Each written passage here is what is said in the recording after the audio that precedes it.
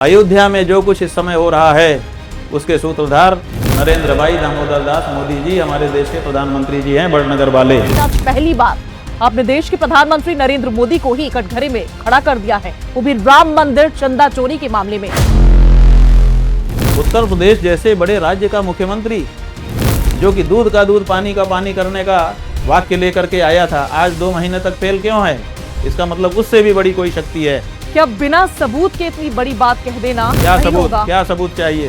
तो आखिर अब और कौन से प्रमाण की आपको आवश्यकता है? महाराज जी, आपका एक बयान है जिसमें आपने ये कहा है कि नरेंद्र मोदी को मतदान, गौ माता को जीवन दान। आप कहते हैं चुनाव के समय ऐसे नारे बनाए गए। नरेंद्र मोदी को मतदान, गौ माता को जीवन दान, ये नारा उन्होंने बनाया था, पोस्टर छपवाया था, चलाया था, तभी तो हम लोगों ने गौ माता की रक्षा के लिए।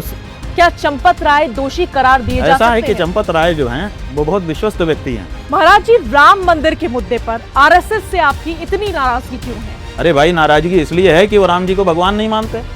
जो हमारे प्रभु को भगवान नहीं मानेगा, हम उससे क्या प्रेम करेंगे? चंपत राय एक खुला पत्र जारी करते हैं जिसमें वो लिखते हैं कि अभी सच सामने आना बाकी है। और चंपत राय का इस्तीफा आज तक आपने देखा क्या? क्योंकि चंपत राय ने इस्तीफा दिया ही नहीं। कहाँ है इस्तीफा? जब एसआईटी की रिपोर्ट तक सार्वजनिक हो जाती है तो चंपत राय के इस्तीफे में ऐसी कौन सी लाइन लिखी हुई है जिसके कारण आज तक उसको छुपा करके रखा गया है? बताइए। आखिर ये सब हुआ किसके कहने पर? वो कौन था? हमने नाम बता दिया। एक बार फिर से नाम बता दीजिए महाराज जी। नरेंद्र मोदी जी, भारत के प्रधानमंत्री जी। गौ माता को राष्ट्र माता का दर्जा नहीं मिल पा रहा और एक शंकराचार्य को धर्म युद्ध छेड़ना पड़ रहा। कोई भाजपाई गाय को माता कह के पुकारने के तैयार नहीं। ये जो आदित्यनाथ जी हैं, ये मंच पे खड़े होकर के कहते हैं कि गाय तो हमारी माता है, जन्म जन्मांतर का नाता है। घोषणा की क्या जरूरत है माँ बेटे के बीच में? ये कैसा दोहरा चरित्र है? गाय को पशु कहने वाला सत्ता से बेदखल होगा। योगी आदित्यनाथ सनातनी क्यों नहीं लगते हैं? सनातनी केवल कह देने से नहीं होगा। महाराज जी, बीते दिनों बंगाल में इलेक्शन हुए, बीजेपी के कई नेता मीट खाते हुए और तिलक लगाए हुए एक साथ नजर आए। खास मछली खाने के लिए ही उन्होंने तिलक लगाया और पीला पटका ओढ़ा, और तिलक लगा करके पटका ओढ़ करके तब हाथ में प्लेट ली, तब कैमरामैन को कहा कि अब शुरू करो। नहीं, आपका जवाब तो खबर की दिशा ही बदल दे रहा है। बहुत से लोग ऐसा भी आरोप लगा रहे हैं कि आप विपक्ष की भाषा बोल रहे हैं। विपक्ष गाय को माता बनाने के लिए कटिबद्ध है। कौन कौन है? नाम बताओ। विपक्ष की कौन सी पार्टी है जो एकदम कमर कस के कह रही है कि नहीं, गाय को तो माता ही होना चाहिए? कौन सी पार्टी है? बोलो। अखिलेश यादव अलग मूड में नजर आ रहे हैं। पी का मतलब हो गया है उनकी नजर में पंडित। क्या वाकई ऐसा है? अगर पंडितों के पक्ष में वो खड़े हो रहे हैं तो इसमें क्या खराबी है? क्या समझा जाए इस बार उत्तर प्रदेश में अखिलेश सरकार आपकी तरफ से? कि इस बार मतदाताओं को हमने संकल्प कराया है कि आपको गौ माता की रक्षा के लिए वोट दें। वो समय भी नहीं भूल सकते जब इन्हीं की सरकारों में आप पर लाठियां बरसाई गई। हाँ ठीक है, उसके लिए उन्होंने क्षमा मांगी थी। राम मंदिर चंदा चोरी विवाद पर अभी इस समय जांच चल रही है और इस जांच का आप भविष्य क्या देखते हैं? इस जांच का कोई भविष्य नहीं है, ये लीपापोती है। नमस्कार, आप देख रहे हैं द जनपद न्यूज। आपके साथ मैं हूं शाजिया निसार और द जनपद न्यूज का काफिला आज आप पहुंचा है छत्तीसगढ़। छत्तीसगढ़ हम इसलिए आए हैं ताकि राम मंदिर का सच क्या है वो जान सके, गौ माता को आखिरकार अब तक राष्ट्र माता का दर्जा हासिल क्यों नहीं हो पाया है ये जान सके, उत्तर प्रदेश के चुनाव में आखिर होने वाला क्या है उसकी पड़ताल कर सके। ये सब बातें होंगी, विस्तार से चर्चा होगी और हमारे साथ आज बेहद खास मेहमान मौजूद रहने वाले हैं शंकराचार्य स्वामी अविमुक्तेश्वर आनंद सरस्वती महाराज जी। महाराज जी, सबसे पहले आप मेरा प्रणाम स्वीकार कीजिए और सबसे पहला मेरा सवाल यह है कि आपको क्या लगता है, राम मंदिर में सिर्फ चोरी हुई है या फिर पूरी की पूरी डकैती हो गई है? ऐसा है कि चोरी डकैती ये शब्द लागू नहीं होते। दोनों, चोरी सब लोग कह रहे हैं और डकैती शब्द का प्रयोग इतने बड़े अधिकारी जो केंद्र से वहाँ पर नियुक्त हुए हैं, निर्माण समिति के अध्यक्ष हैं नृपेंद्र जी, उन्होंने डकैती शब्द का प्रयोग कर ही रखा है। लेकिन यहाँ चोरी और डकैती दोनों शब्द लागू नहीं होते हैं। यहाँ तो एक सुनियोजित व्यवस्था बनाई गई है जिसके अंतर्गत न केवल चढ़ोतरी में चोरी, बल्कि राम मंदिर के बारे में किए जा रहे हर काम में ये कार्य किया जा रहा है। राम जी को केवल औजार बनाया गया है। उनको पैसे के लिए, उनको प्रतिष्ठा के लिए और उनको अपनी राजनीति के लिए एक उपकरण बना करके रख दिया गया है और उसी की पूर्ति की जा रही है। इसको केवल चोरी के रूप में देखना, केवल डकैती के रूप में देखना, हम समझते हैं कि जो कुछ वहाँ पर हो रहा है उसका एक छोटा सा आकलन। महाराज जी, क्या लगता है आपको कि आज के समय में राम मंदिर खतरे में है या करोड़ों राम भक्तों की आस्था? ऐसा है कि मंदिर और आस्था कोई अलग वस्तु नहीं है। दोनों एक दूसरे से इतने जुड़े हुए हैं कि दोनों को अलग कह करके हम अन्याय करेंगे। इसलिए मंदिर खतरे में है तो आस्था खतरे में है, और आस्था खतरे में है तो मंदिर खतरे में है। बात यह है कि जिस हिंदू धर्म का मूर्त स्वरूप थे भगवान श्री राम, उस हिंदू धर्म को ही विकृत करने का प्रयास किया जा रहा है, और वो भी इस आंदोलन के द्वारा जो राम जी के नाम पे चलाया जा रहा आंदोलन है। जो लोग राम को एक व्यक्ति मानते हैं, वो लोग आज उस जगह पे बैठ गए जहां राम को भगवान परब्रह्म परमात्मा माना जाता था। व्यापक ब्रह्म निरंजन निर्गुण विगत विनोद सोई अज भक्त प्रेम वश कौशल्या के गोद की जो भावना थी, वो भावना तो पीछे छूट गई। अब तो वहाँ पर जिस संस्था के लोग आकर के बैठ गए हैं, वो लोग भगवान को भगवान नहीं मानते, वो तो एक मनुष्य मानते हैं। महापुरुष ज़्यादा से ज़्यादा मानते हैं, इससे ज़्यादा वो मानते ही नहीं हैं। तो बताइए, आस्था के केंद्र में ऐसे लोगों का क्या काम है जो राम को भगवान तक नहीं मानते? तो आप वहाँ से चलिए, षड्यंत्र कहाँ से हो रहा है।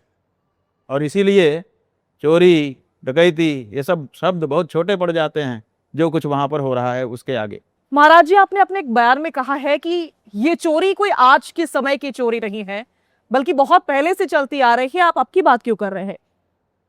हाँ, हमने ये कहा था कि ये चोरी कोई अचानक घटी घटना नहीं है, बल्कि इसकी तो एक योजना बनाई गई थी, और वो योजना शुरू से ही बना दी गई। आप देखिए कि ये मंदिर जो आज बना है, ये आंदोलन करने वालों के कारण नहीं बना, ये मुकदमा लड़ने वालों के कारण बना। दो धाराएं थीं। एक धारा कहती थी कि राम जन्मभूमि का जो मसला है ये आस्था का मसला है, और आस्था के मसले पर न्यायालय फैसला नहीं दे सकता।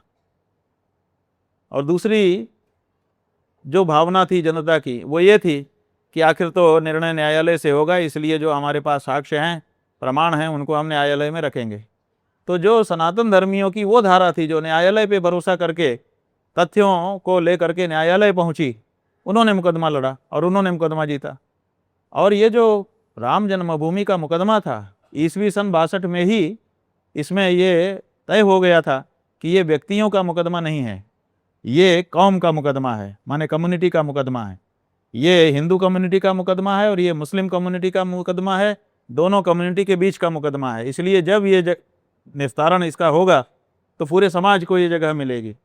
तो ऐसे में जो लोग लड़ने के लिए गए वही तो हिंदू कम्युनिटी के रिप्रेजेंटेटिव हुए।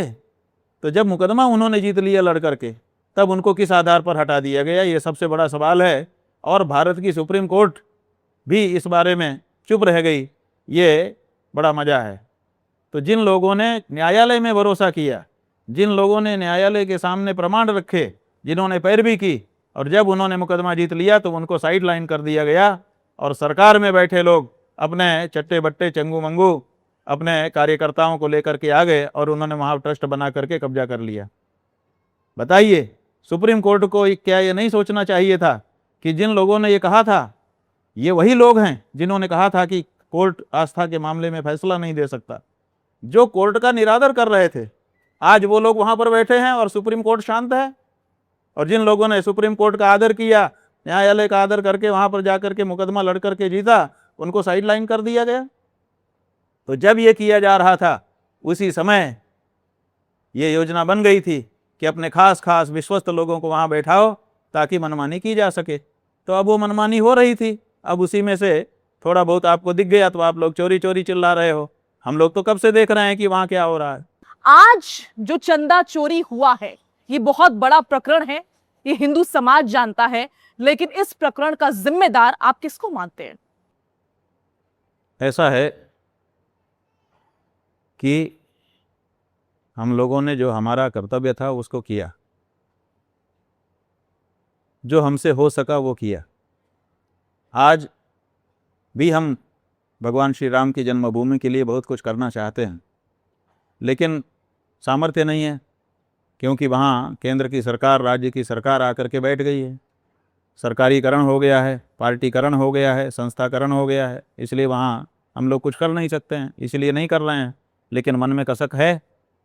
साथ ही साथ आप कहते हैं कि इसमें जिम्मेदार कौन है, तो आप बताइए कि जो पक्षकार थे उन पक्षकारों को हटा करके, जो देश के मूर्धन्य धर्माचार्य थे उन धर्माचार्यों को हटा करके जिसने अपने खास खास लोगों का ट्रस्ट बनाया, वही तो जिम्मेदार है। और कौन जिम्मेदार है?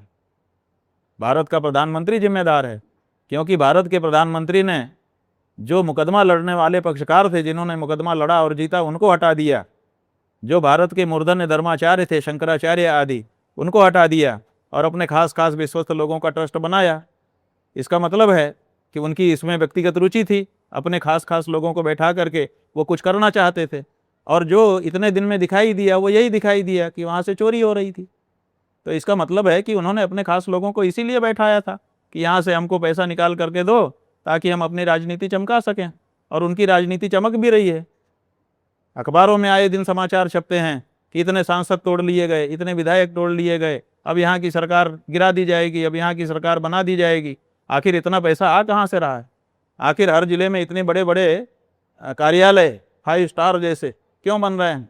अयोध्या में आप चले जाइए, वहाँ राम सेवकपुरम बना हुआ है, हजारों फ्लैट बने हुए हैं, वहाँ पर इनका जो कार्यालय बना हुआ है, आप जाएंगे तो आप चौकित रह जाएंगे कि इतना आलीशान और इतने सारे कमरे और इतनी सारी व्यवस्था।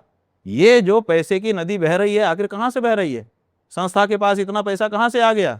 जो संस्था लोगों का दरवाजा खटखटा करके चाय मांग करके पीती थी, आज उस संस्था के पास इतना सारा पैसा कहाँ से आ गया? कौन इसकी बात बताएगा? कौन इस रहस्य को भेदेगा? कौन ये सवाल पूछेगा? सवाल तो ये है। लेकिन महाराज जी, मेरा सवाल आपसे ये है कि आज से पहले आपने कई लोगों के बारे में बोला, आपने कई लोगों पर सवाल उठाए चंदा चोरी को लेकर, लेकिन आज पहली बार आपने देश के प्रधानमंत्री नरेंद्र मोदी को ही कटघरे में खड़ा कर दिया है, वो भी राम मंदिर चंदा चोरी के मामले में। ऐसा क्यों? ऐसा है कि लोग बार बार पूछ रहे हैं कि आखिर इसके पीछे कौन है, पीछे कौन है। तो आप बताइए कि इतनी बड़ी घटना घट गई, देशव्यापी लोक निंदा हो रही है, उसके बाद भी चोरों को बचाया जा रहा है। कौन बचा रहा है? उत्तर प्रदेश का मुख्यमंत्री अपनी हाफ शर्ट जो है उसकी बाहें ऐसे ऐसे करते आया कि मैं दूध का दूध, पानी का पानी कर दूंगा। आज तक 2-2.5 महीना बीत गया, कर नहीं पाया। कोई बड़ी शक्ति है तभी तो।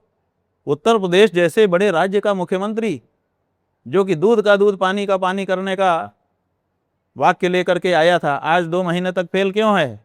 इसका मतलब उससे भी बड़ी कोई शक्ति है जो इसके पीछे है। तो उससे बड़ी शक्ति कोई दूसरी नहीं है, वो प्रधानमंत्री जी हैं। क्या बिना सबूत के इतनी बड़ी बात कह देना? क्या सबूत, क्या सबूत चाहिए? आप बताइए, किसने ये ट्रस्ट बनाया? संसद में कौन खड़ा होकर बोला था कि हम 1 रुपया निकाल करके अपने खजाने से दे रहे हैं और ट्रस्ट बनेगा? बताइए कौन था वो? ये सबूत नहीं होता है। संसद में दिया गया उनका बयान सबूत नहीं है 2020 में, और उसके बाद ट्रस्ट बनाया गया। और उसके बाद किससे पूछा गया कि कौन कौन इसमें ट्रस्टी रहेगा? बताइए। प्रधानमंत्री ने जिसको उचित समझा उसी को रख दिया कि नहीं रख दिया? और कौन सा प्रमाण चाहिए? तो जब प्रधानमंत्री जी बिना किसी से कंसल्ट किए अपने पसंद के लोगों को स्थापित कर देते हैं और ट्रस्ट का निर्माण कर देते हैं और वो काम करने लग जाता है, तो आखिर अब और कौन से प्रमाण की आपको आवश्यकता है? हम तो प्रमाण के साथ बोल रहे हैं। आप तो शंकराचार्य हैं महाराज जी, आपने लड़ाई लड़ी है, संघर्ष किया है राम मंदिर के लिए, क्या आपसे भी सलाह नहीं ली गई? बात यह है कि किसी से सलाह ली हो तो उसका नाम बताइए। आज तक अगर राम मंदिर के मामले में सरकार ने किसी से सलाह ली हो, उसी का नाम आप बता दीजिए, अगर आपको पता हो तो। हमारी क्या बात, किसी से सलाह ली हो तो बता दीजिए।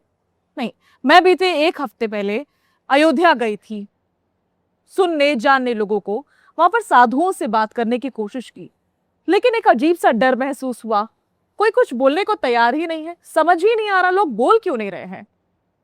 अब आपने तो समझ लिया, आप कह रहे हैं समझ में नहीं आ रहा है, और आप खुद बोल रही हैं कि लोग डर रहे हैं।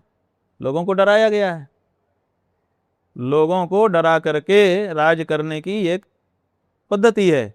रावण इसी को अपनाता था, लोगों को डरा देता था कि कोई चूं ना कर सके। उसी पद्धति को लेकर के इस समय की सरकार चल रही है, लोगों को डरा रही है। बताइए, हमारे छोटे छोटे से बच्चे वहाँ गए थे जंतर मंतर पे, उनको पैलेट गन मार रहे थे। डराना नहीं तो क्या है? तो ये डराने वाली सरकार है, डरा रही है। लेकिन जिसके कुछ गड़बड़ी होगी वो डरता है, और जिसके कोई गड़बड़ी नहीं है भगवान की दया से, वो काहे को डरेगा? वो बोलता है। बोलने वाले लोग भी हैं और डरने वाले लोग भी हैं। उसी अयोध्या में हम गए थे थोड़े दिन पहले, वहाँ पे कई संत हमारे पास आए, उन्होंने कहा कि गलत हो रहा है, और बाद में हमने देखा उन्होंने मीडिया में भी कहा है, ऐसा नहीं है कि नहीं कहा है।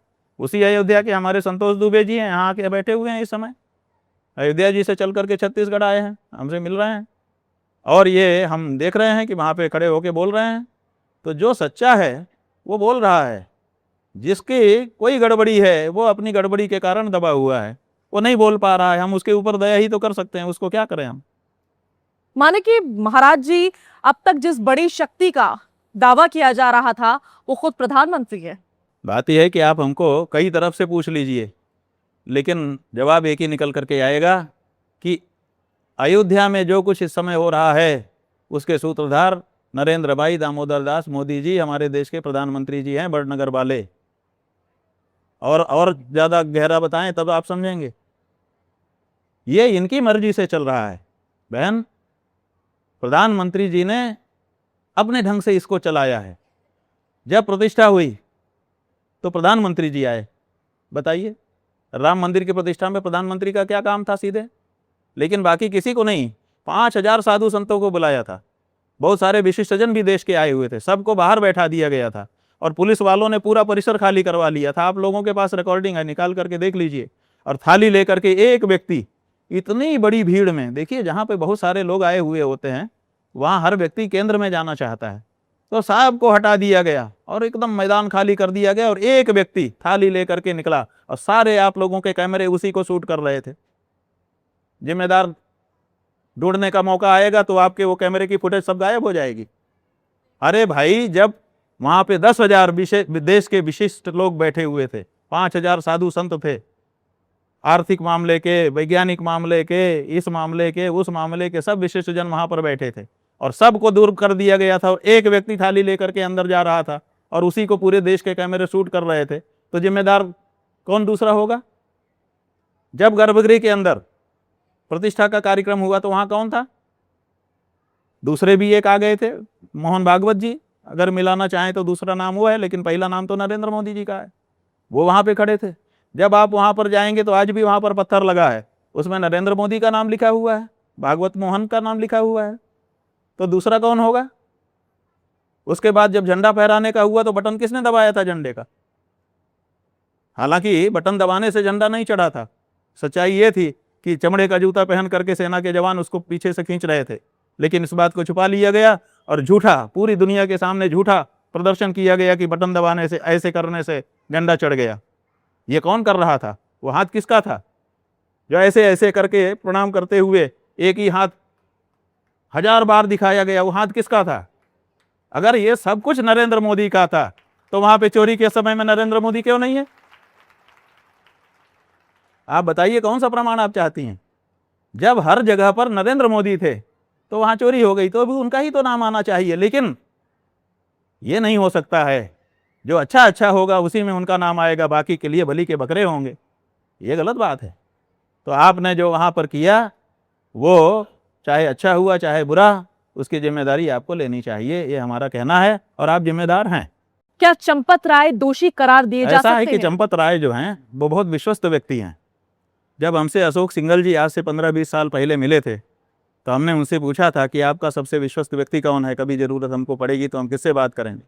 तो उन्होंने कहा था कि हमारे सबसे विश्वस्त व्यक्ति चंपत राय। बाद में चंपत राय भी हमसे मिले थे तो हमने उनसे पूछा कि अशोक सिंघल जी इतना बड़ा भरोसा आपके ऊपर करते हैं, क्यों करते हैं।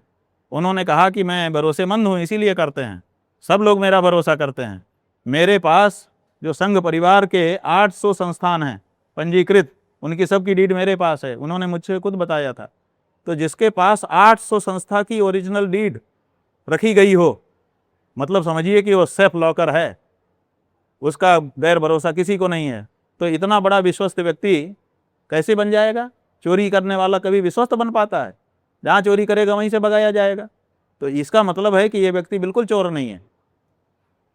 हाँ, ये विश्वस्त जरूर है, जो इसको नियुक्त करने वाला है उसके लिए ये चोरी करता होगा, चोरी करके भेज देता होगा। 1 रुपया अपने पास नहीं रखा होगा उस आदमी ने, अन्यथा वो विश्वस्त नहीं हो सकता था। और जितना बड़ा विश्वस्त है उससे ये तय होता है कि इतने बड़े विश्वास को चोर नहीं जीत सकता, तय है। महाराज जी, राम मंदिर के मुद्दे पर आरएसएस से आपकी इतनी नाराजगी क्यों है? अरे भाई, नाराजगी इसलिए है कि वो राम जी को भगवान नहीं मानते।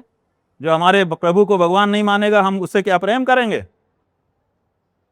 उससे तो हमारी नाराजगी हो ही जाएगी। तो आरएसएस से हमारी ये नाराजगी है कि तुम राम को भगवान नहीं मानते हो। अच्छा, नहीं मानते कोई बात नहीं, मुसलमान नहीं मानते राम को भगवान, ईसाई नहीं मानते भगवान राम, लेकिन वो हमारे मंदिर में आके बैठ तो नहीं जाते हैं पुजारी बन के। तो इसलिए हमारा ये कहना है कि तुम नहीं मानते हो तो तुम दूर रहो, जो लोग भगवान मानते हैं उनको पूजा पाठ करने दो। ये भगवान को भगवान नहीं मानेंगे और मंदिर में आके पूजा पाठ करने के लिए और प्रबंधन करने के लिए बैठ जाएंगे। ये हमारी उनसे नाराजगी का लेना देना है। हमारा ये कहना है कि आप जिस सिद्धांत को मानते हैं उस सिद्धांत के अनुसार रहिए। ये भगवान का मंदिर है, भगवान के मंदिर में आपका क्या काम है जब आप राम को भगवान ही नहीं मानते हो? इसलिए हटो वहां से। ये हट नहीं रहे हैं, तो ये हमारी नाराजगी का कारण है। मात्र यही कारण? मात्र यही नहीं, ये राम मंदिर का प्रसंग चल रहा है इसलिए ये बता रहे हैं। बाकी भी और हैं, हमारे धर्म के विरुद्ध बहुत सारे उनके सिद्धांत हैं। धर्म विरुद्ध सिद्धांत जिसका हो उसको हम क्यों मानेंगे? इसीलिए हम उनसे दूर रहते हैं और अपने लोगों को भी उनसे दूर रहने की सलाह देते हैं। महाराज जी, इस समय संसद सत्र चल रहा है, सभी सांसद पहुंच रहे हैं। विपक्ष के सांसद जो हैं वो राम मंदिर चंदा चोरी को लेकर के बहुत सवाल उठा रहे हैं। कुछ दिन पहले हमने देखा कि एक नाट्य कार्यक्रम के जरिए भी उन्होंने सवाल उठाए, लेकिन योगी जी ने क्या कहा? योगी जी ने कहा कि सवाल नहीं उठाने चाहिए क्योंकि मामला तो कोर्ट में है और जांच चल रही है। ऐसा है कि जब सवाल कोर्ट में था तो ईस्वी सन 50 से राम जन्मभूमि का मुकदमा कोर्ट में था, तो इन लोगों ने इतना बड़ा आंदोलन क्यों किया? सोमनाथ से रथ लेके आडवाणी क्यों चले? जगह जगह इन्होंने आंदोलन गांव गांव मोहल्ले मोहल्ले क्यों कर दिया? अगर मामला कोर्ट में था तो फिर इन्होंने आंदोलन क्यों किया? लेकिन यही समस्या है कि जब ये करें तो सब ठीक है और जब दूसरा करे तो ये सिखाने के लिए खड़े हो जाते हैं, बिना किसी संकोच के, बिना किसी लज्जा के। भाई, कोर्ट में मामला है लेकिन हम बाहर भी उस मामले को उठाना चाहते हैं। हमें नहीं स्वीकार हो रहा है कि भगवान के गले में चोरी हो, तो हम उस मुद्दे को उठा रहे हैं।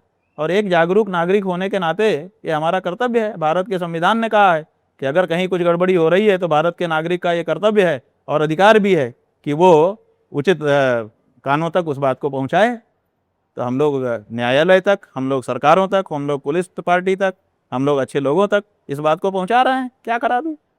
महाराज जी, जिस समय चंदा चोरी का मामला उठा, सामने आया, और उस समय चंपत राय पर भी बहुत सारे सवाल उठे। चंपत राय ने अपने पद से इस्तीफा भी दे दिया, लेकिन उसके बाद से चंपत राय एक खुला पत्र जारी करते हैं जिसमें वो लिखते हैं कि अभी सच सामने आना बाकी है। हालांकि अभी वो सच सामने आया नहीं है। उन्होंने कहा मैं खुद बताऊंगा। कौन सा सच हो सकता है? देखिए, ऐसा है कि जो व्यक्ति ये कहे कि मैं सच जानता हूं लेकिन मौके पे बताऊंगा, वो सच्चा नहीं है, वो पॉलिटिकल आदमी है। वो देखेगा कि अब इसको बोलने से फायदा होगा तब बोलूंगा, अब इसको बोल दूंगा तो नुकसान हो जाएगा इसलिए अभी नहीं बोलूंगा। अरे, जब तुम सच जानते हो तो बोल दो। तुम सच के पक्ष में हो कि सच का उपयोग करना है तुमको? तो ये जो बात चंपत राय ने कही कि मैं सच जानता हूं लेकिन अभी नहीं बोलूंगा, बाद में बोलूंगा, इसका मतलब है कि जब उस सच से इनको फायदा मिलने वाला होगा तब वो बोलेंगे कि ये सच है। तो इसका मतलब है कि वो सच के पुजारी नहीं है, वो अपना फायदा देखेंगे कि कब फायदा है उस समय वैसी बात बोले। अब जो भी फायदा हो वो तो भविष्य में जब बोलेंगे तब पता चलेगा। लेकिन जो मौका देख करके बोलने की बात करे वो व्यक्ति धूर्त है, वो व्यक्ति सत्य का साथी नहीं हो सकता। महाराज जी, चंपत राय अपना इस्तीफा दे चुके हैं क्योंकि उन पर लगातार सवाल उठ रहे थे, लेकिन आप अपने बयानों में बार बार ये बात कहते हैं कि मुद्दे को डाइवर्ट करने की कोशिश हो रही है। आप ऐसा क्यों कहते हैं? बात यह है कि डाइवर्ट करने की कोशिश हो रही है तो जो हम देखते हैं वो कहते हैं, जो हम देखेंगे, जो हमारी समझ में आएगा वही तो हम कहेंगे। तो मुद्दे को डाइवर्ट करने की कोशिश हो रही है, इसीलिए हम कह रहे हैं। चंपत राय के इस्तीफे से क्या लेना देना है? और चंपत राय का इस्तीफा आज तक आपने देखा क्या? चंपत राय का इस्तीफा आपने पढ़ा? नहीं पढ़ा होगा, क्योंकि चंपत राय ने इस्तीफा दिया ही नहीं, तो कैसे पढ़ोगी आप? चंपत राय का इस्तीफा अभी तक किसी भी देश के व्यक्ति ने नहीं देखा है। तो जब इस्तीफा ही हमने नहीं देखा तो उन्होंने दिया और बाद में स्वीकार हो गया, ये हम कैसे मान लें?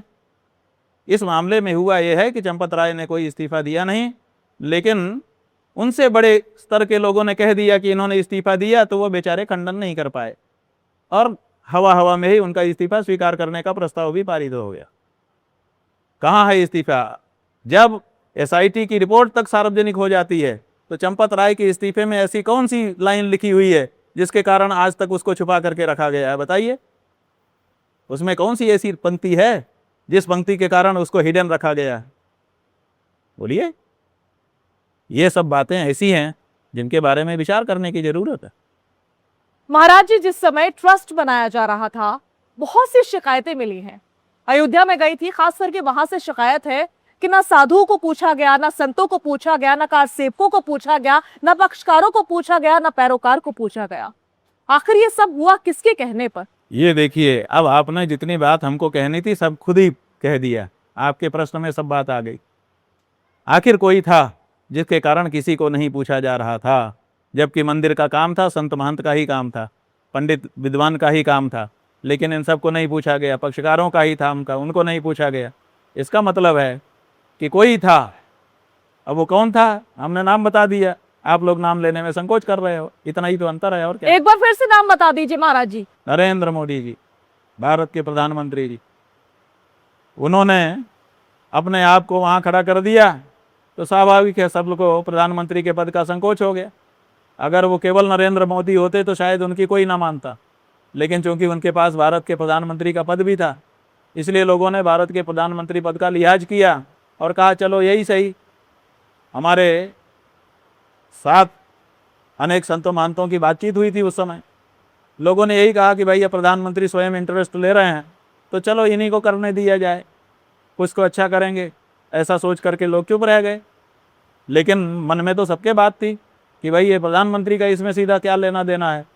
जब मुकदमा लड़ करके जीता गया है, सारे पक्षकार कह रहे थे कि भाई हमारा हक बनता है, और सब लोगों ने सुप्रीम कोर्ट में कहा था कि हम तैयार हैं मंदिर बनाने के लिए, हमने लड़ा है, लेकिन सुप्रीम कोर्ट में भी कोई सुनवाई नहीं की।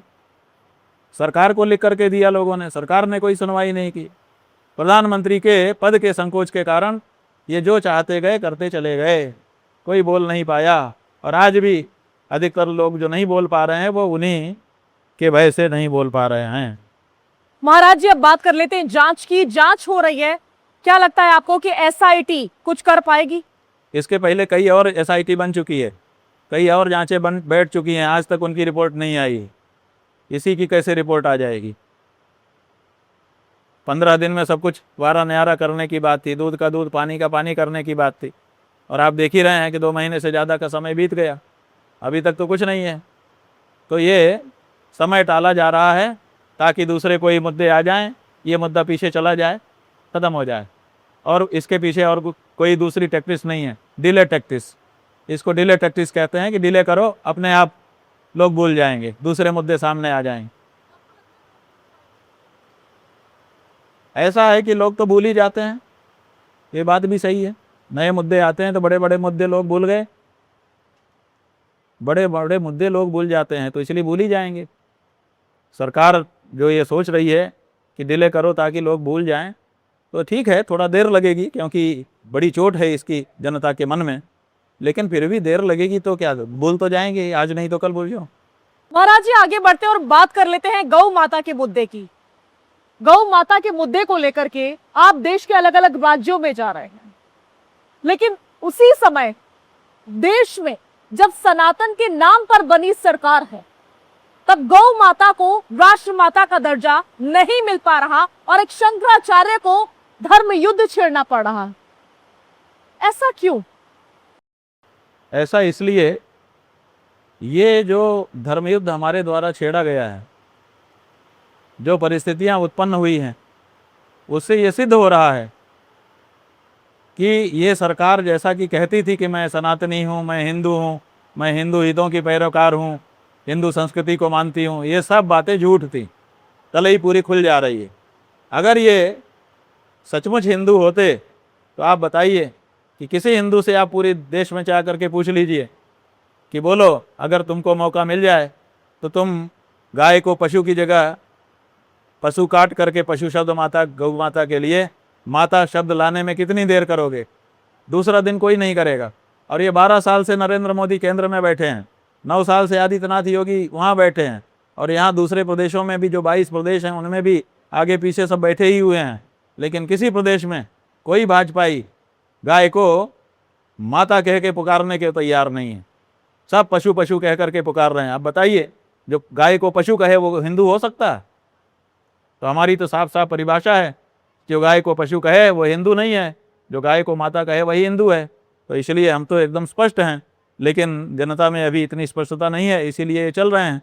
जैसे जैसे जनता के मन में ये बात साफ हो जाएगी वैसे वैसे इनका विनाश हो जाएगा। महाराज जी, क्या कारण है जब देश के राष्ट्रपति हिंदू, प्रधानमंत्री हिंदू, ज्यादातर राज्यों में डबल इंजन की सरकार कहते हैं, हम कहते हैं कि अभी तक भारत में कोई हिंदू राष्ट्रपति, कोई हिंदू प्रधानमंत्री बना ही नहीं। अगर बना होता तो कम से कम गाय को पशु कहा जाना तो सरकारी तौर पर बंद ही हो गया होता। हम प्रतीक्षा करेंगे, हम फिर से जनता को प्रेरणा देंगे कि कोई सच्चा हिंदू भारत के राष्ट्रपति प्रधानमंत्री पद पे आए, ताकि वो गौ माता को कम से कम माता कह करके पुकार तो दे। आज तक 78 साल से ज़्यादा का समय बीत गया, भारत में कोई असली हिंदू, अपने आप को हिंदू कहने वाले कोई आ गए हों अलग बात है, लेकिन असली हिंदू अभी तक कोई प्रधानमंत्री बना नहीं है। जिस दिन बनेगा हम सब उसी दिन की प्रतीक्षा कर रहे हैं। महाराज जी, असली हिंदू नकली हिंदू क्या है? आप असली हिंदू हमने बता दिया कि जो वेद शास्त्र को माने, जो गुरु को माने, और जो गौ माता को माता माने। कम से कम 3 आप देख लीजिए। तो ये जो लोग हैं बीजेपी और आरएसएस के लोग, ये वेद शास्त्र नहीं मानते। क्योंकि आप देखिए, वेद शास्त्र अगर मानते तो भादव में राम मंदिर का शिलान्यास नहीं करते, क्योंकि भादव में शिलान्यास वेद शास्त्र के अनुसार निषिद्ध है। तो ये वेद शास्त्र नहीं मानते, ये गुरु नहीं मानते, क्योंकि धर्माचार्यों ने, शंकराचार्य जी ने उस समय कहा था कि गलत है ये मत करो, लेकिन इन्होंने नहीं माना।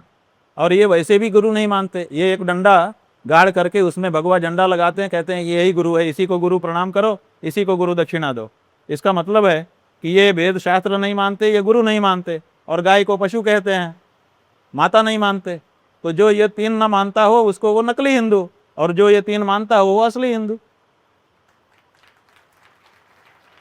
आपके अनुसार पूरे देश में सबसे तेजी से अगर कहीं गौ माता की संख्या घट रही है तो वो उत्तर प्रदेश वाली। ऐसा है कि ये हम नहीं कह सकते, ये तो डाटा कहेगा सरकार का। और सरकार का डाटा ये है कि जो पिछली पशुगणना हुई है, उस पशुगणना में पशुओं के साथ ही गाय गिनी जाती है इनके राज्य में। तो हाँ, तो पशुगणना जो हुई है आप उसका डाटा निकाल करके देख लीजिए, उसमें साफ साफ लिखा हुआ है कि उत्तर प्रदेश वो राज्य है जहाँ गायों की संख्या निरंतर बड़ी तेजी से घट रही है। पूरे देश में सबसे तेजी से अगर गायों की संख्या किसी राज्य में घट रही है तो उस राज्य का नाम है उत्तर प्रदेश। ये सरकार का आंकड़ा कह रहा है, हम क्यों कहेंगे। बीते कुछ दिनों पहले जाती हूँ, हमने देखा किस तरीके से कुछ मुसलमानों ने गौ माता को राष्ट्र माता घोषित करने की मांग की। तख्तियां भी देखी उनके हाथों में, जिस पर योगी जी का एक बयान आया और योगी जी कहते हैं, क्या किसी पुत्र और माता के बीच कुछ घोषित होने की जरूरत होती है? ऐसा है कि पहले तो हम आपको करेक्ट करना चाहेंगे कि आप कह रही हैं कि कुछ मुसलमानों ने, गलत है ये। कुछ मुसलमानों ने नहीं, देश के सभी मुसलमानों ने ये घोषणा की कि गाय की रक्षा होनी चाहिए और हम गौकसी नहीं करेंगे, हम गौ हत्या नहीं करेंगे। एक मुसलमान ने अगर कहा होगा कि नहीं नहीं ये कुछ लोगों का मत है, हमारा मत ये है कि हम करेंगे, बताइए है कोई आपके पास? ऐसा कोई आंकड़ा है आपके पास? किसी का कोई वक्तव्य है? तो फिर आप कुछ मुसलमान क्यों कह रही हैं? देश के सभी मुसलमानों ने ये निर्णय लिया पिछली बकरीद कि हम गौ हत्या नहीं करेंगे, और ये बहुत बड़ा निर्णय मुसलमानों का था, हम सब ने उसका अभिनंदन किया। आपको हम बताना चाहेंगे कि जब ये मुसलमानों ने निर्णय लिया तो ये जो गोदी मीडिया है ना, इसके लोग कैमरा ले लेके घूम रहे थे पूरे देश में कि बकरीद के दिन कहीं कोई मुसलमान भूल चूक से गाय काटता दिख जाए तो हम उसका वीडियो और फोटो कर लें और दिखा दें कि ये देखो कह कुछ रहे हैं कर कुछ रहे हैं। लेकिन लाखों कैमरे घूमते रहे, एक दृश्य मुसलमानों के द्वारा उस दिन गाय काटते हुए का ये लोग नहीं प्राप्त कर सके। ये काम मुसलमानों ने करके दिखा दिया जी। इसलिए कुछ मुसलमान कहेंगे तो हमको अच्छा नहीं लगेगा। हर मुसलमान ने ये निर्णय लिया और उसको निभाया। उनके नेताओं ने जो वक्तव्य दिया उसको हर मुसलमान ने स्वीकार किया और स्वीकार करके उसको निभाया। अभी हम उत्तर प्रदेश की यात्रा में गए थे, 81 दिन 403 विधानसभा में गए, हजारों मुसलमान हमसे मिले और उन्होंने लिखित दिया कि भारत के प्रधानमंत्री से, राष्ट्रपति से हमारी बात पहुंचाइए शंकराचार्य जी, गाय की रक्षा होनी चाहिए और गाय को राष्ट्रमाता घोषित करना चाहिए। अब आपने पूछा कि आदित्यनाथ योगी ने उनके बारे में कहा, तो बिल्कुल उन्होंने, देखिए इतना बड़ा निर्णय मुसलमानों ने किया। गांधी जी मर गए मुसलमानों को रिझाते रिझाते। गांधी जी ने अपनी किताब में लिखा है कि मैं मुसलमानों के साथ इतनी जो पींगे बढ़ा रहा हूँ इसलिए नहीं बढ़ा रहा हूँ कि मेरा मुसलमानों से प्रेम है, मैं चाहता हूँ कि मुसलमान अपनी इच्छा से गाय मारना छोड़ दे, मैं गौ रक्षा चाहता हूँ। गांधी जी का ये वक्तव्य है, रिकॉर्डेड है कि मेरे लिए स्वराज्य नंबर 2 पर है, नंबर 1 पर है गौ माता की रक्षा। वो गौ रक्षा चाहते थे, लेकिन वो गौ रक्षा उनके समय में नहीं हो सकी, मुसलमान नहीं माने। 78 साल बीत गया, मुसलमान नहीं माने। आज वो दिन आया कि भारत देश का मुसलमान जागृत हुआ, उसके मन में स्वतः प्रेरणा जागी और उसने कहा कि हम गाय हत्या नहीं करेंगे। कितनी बड़ी बात थी। क्या उनके इस अच्छे फैसले के लिए उनकी प्रशंसा नहीं की जानी चाहिए थी? लेकिन भारतीय जनता पार्टी के एक नेता का वक्तव्य आप दिखा दो जिसने कहा हो कि मुसलमानों ने ये अच्छा निर्णय लिया। एक नेता का वक्तव्य दिखा दीजिए। है? देखा? सुना? नहीं सुना। केवल एक व्यक्ति बोला और उसका नाम है आदित्यनाथ योगी, लेकिन वो भी उल्टा बोल गए। बोला कि गाय को पशु कह रहे हैं, जबकि गाय तो माता है, ये तो पशु बुद्धि है। और बाद में हम लोगों ने भी और दूसरे लोगों में निकाल करके दिखा दिया कि उनकी जो मातृ संस्था है आरएसएस, वो आरएसएस खुद जो है 2009 ईस्वी में जब विश्व मंगल गौग्राम यात्रा निकाली थी, उन्होंने खुद मांग की थी गाय को राष्ट्रीय पशु घोषित किया जाए। तो जब तुम्हारा आरएसएस कहे कि गाय को राष्ट्र पशु घोषित करिए, तब उसको पशु बुद्धि तुम नहीं कह सकते। और मुसलमान अगर वही शब्द आरएसएस को देख करके कह दे तो आप उसको पशु बुद्धि कहोगे। खैर, उसके बाद इन्होंने कहा कि माँ बेटे के बीच में किसी घोषणा की क्या जरूरत है। हमारा ये कहना है कि बिना घोषणा के संबंधों का निर्णय नहीं हो सकता। इस संसार में जितने संबंध हैं उनको घोषित होना पड़ता है भैया, बिना घोषित हुए का कोई संबंध नहीं होता, ये जान लीजिए। अगर बिना घोषित हुआ कोई संबंध है तो वो अवैध संबंध होता है, उसको समाज स्वीकार नहीं करता है। इसीलिए संबंधों को तो घोषित होना ही पड़ता है। ये आदित्यनाथ जी नहीं जानते कि संबंध बिना घोषित हुए संबंध नहीं माना जाता, इसलिए उनको कुछ भी कह देने से थोड़े चलेगा। वो ब्रह्म वैवर्त पुराण उठा करके देख लें, वहाँ ब्रह्म वैवर्त पुराण में संबंध कैसे बनते हैं और किन संबंधों को किसके साथ कौन सा संबंध बनेगा तो क्या नाम मिलेगा, वो निरूपित किया गया है। अगर उन्होंने ब्रह्म वैवर्त पुराण पढ़ा होता तो उनको पता होता कि हर संबंध को घोषणा की आवश्यकता होती है। साल 2014 आप बताइए जी, ये जो आदित्यनाथ जी हैं, ये मंच पे खड़े होकर के कहते हैं कि गाय तो हमारी माता है, जन्म जन्मांतर का नाता है, घोषणा की क्या जरूरत है माँ बेटे के बीच में। आप लोग रिकॉर्ड करके दुनिया में घुमाने लगते हो। ये बताओ कि उत्तर प्रदेश की सरकार जिसके ये मुखिया हैं, माने ये भी सरकार और ये अविनाभाव संबंध होता है, जो मुखिया होता है सरकार का वो सरकार ही होता है समझो। तो ये उत्तर प्रदेश सरकार है आज की तारीख में। तो उत्तर प्रदेश की सरकार घोषित रूप से गाय को पशु कहती है। गाय को माता नहीं घोषित कर सकते, गाय को पशु घोषित कर सकते हैं आदित्यनाथ। ये कैसा दोहरा चरित्र है। और ऐसे दोहरे चरित्र के व्यक्ति के से हम लोग क्या अपेक्षा करें? ये व्यक्ति दोहरे चरित्र का है। उत्तर प्रदेश की सरकार गाय को पशु घोषित करती है। पशु कानून के अंतर्गत गाय के लिए जो कुछ भी कर रही है। पशु कल्याण मंत्रालय करता है, पशुधन मंत्री गाय के बारे में बोलता है। तो उत्तर प्रदेश की सरकार ने पशु सूची बनाई है और उसमें गाय को रखा है। ये घोषणा नहीं तो क्या है? तो आप गाय को पशु घोषित कर सकते हो, उसके लिए आपके सरकारी कागज चलेंगे, लेकिन गाय को माता घोषित करने का प्रश्न आएगा तो आप मंच पे खड़े होकर के बोल दोगे कि घोषित करने की जरूरत क्या है? पशु सूची में गाय का नाम है। हाँ? पशु सूची में गाय का नाम है। हाँ है, क्यों नहीं है? जो उत्तर प्रदेश राज्य की पशु सूची है उसमें गाय है, उसी में खच्चर है, उसी में भेड़ है, उसी में गधा है, उसी में सुअर है, उसी में गाय है। यही तो हम लोगों की पीड़ा का कारण है कि गाय जो है हमारे यहाँ अलग दर्जा है गाय का। गाय इस तरह से पशु नहीं कही गई है, इसलिए इसको पशु सूची से हटाओ। और इसी को नहीं हटा रहे हैं आदित्यनाथ। माता घोषित करेंगे तो उनको उस सूची से हटाना पड़ेगा, जो वो करना नहीं चाहते हैं।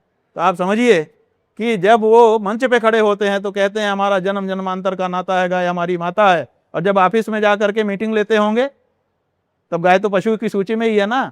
पशु मंत्रालय के अनुसार ही काम होता है, पशु कानून के अंतर्गत ही होता है। जो इनका बजट पास होता है उसमें पशुओं के लिए जो मद होता है उसी में से गाय को जो कुछ मिल रहा है। तो उस समय ये पशु देखते हैं गाय को, उस समय कैसे स्वीकार कर लेता है इनका मन?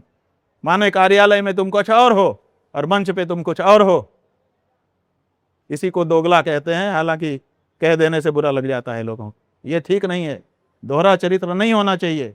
दुरंगी छोड़ दे, एक रंग हो जा, सरासर मोम हो जा, संग हो जा। ये दुरंगी छोड़ो, गाय माता है, माता ही रहेगी। और जो गाय को पशु कहेगा, जैसे जैसे ये हिंदू जागृत होंगे धक्का मार के उसको हटा देंगे। अंग्रेजों ने गाय को पशु कहा था, हमने उनको धक्का मार करके बाहर हटा दिया। इसलिए कोई ये ना समझे कि हम अंग्रेजों से ज्यादा ताकतवर हो गए हैं। गाय को पशु कहने वाला सत्ता से बेदखल होगा। इसलिए जल्दी से जल्दी गाय को मां कह करके पुकार दो, ये हमारा कहना है। अभी जो चुनाव आ रहे हैं उसके पहले ये कर दो, ये हमारा कहना है। और नहीं तो हमको खड़ा होना पड़ेगा, धक्का मारना पड़ेगा। उस समय दोष मत देना कि तुम धक्का मार रहे हो। हाँ, हमारा साफ, एकदम साफ साफ आप इस उम्र में भी आप भिड़ने के लिए तैयार हैं? क्यों नहीं?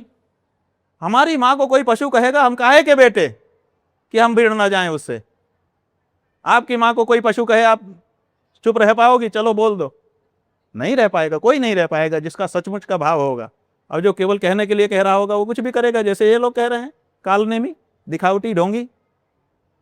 इसलिए जो भी सच्चा बेटा बेटी होगा वो गाय को मां कहता है और गाय को पशु कहा जाना पसंद नहीं करेगा।